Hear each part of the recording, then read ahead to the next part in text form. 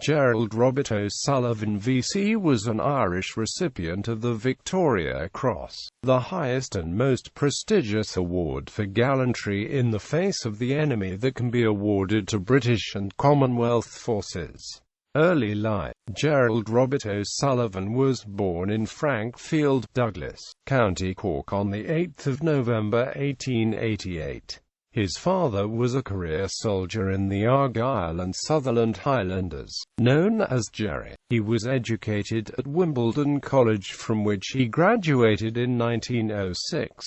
He desired a career in the British Army and attended the Royal Military Academy at Sandhurst. Military career. Commissioned into the Royal Inniskilling Fusiliers in 1909, O'Sullivan spent much of the next 3 years serving in China with his unit, 2nd Battalion. From 1912, the battalion was based in British India, but on the outbreak of the First World War was brought back to England. First World War. The Royal Inniskilling Fusiliers formed part of 29th Division, intended for service in the Gallipoli campaign. Now a captain in the 1st Battalion, he commanded the company during the landing at X Beach on the Gallipoli Peninsula on 25 April 1915 and acquitted himself well during the early stages of the fighting. On 18 June 1915, the Turks mounted an attack on positions adjacent to those of O'Sullivan's company, forcing the troops manning the defences to abandon it. He led his company in a counterattack to reclaim the lost position, which exchanged hands several times during the next few hours.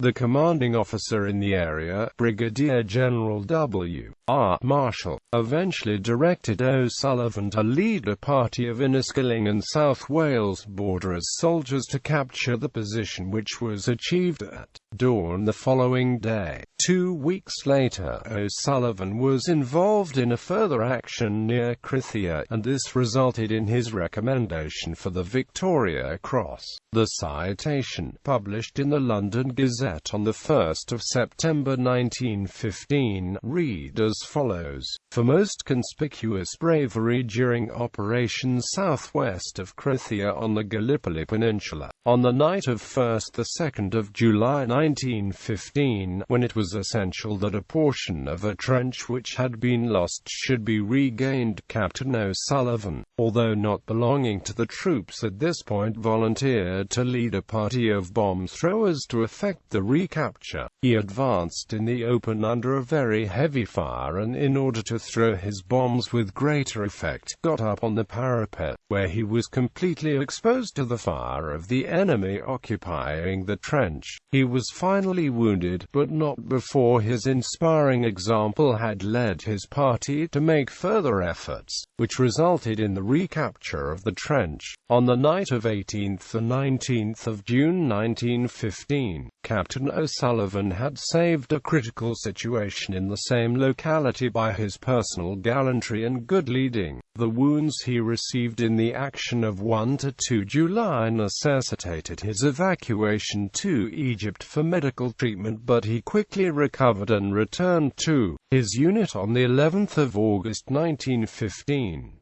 The 29th Division was now at Suvla Bay and preparing for a new offensive. The Inniskillings were tasked with the capture of a feature known as Hill 70, a scimitar hill. During this battle, on the 21st of August 1915, he led a charge of 50 men to the hilltop but was killed. O'Sullivan has no known grave and is remembered on the Hell's Memorial to the Missing. His VC was delivered to his mother, who lived in Dorchester, and his name also appears on the memorial there.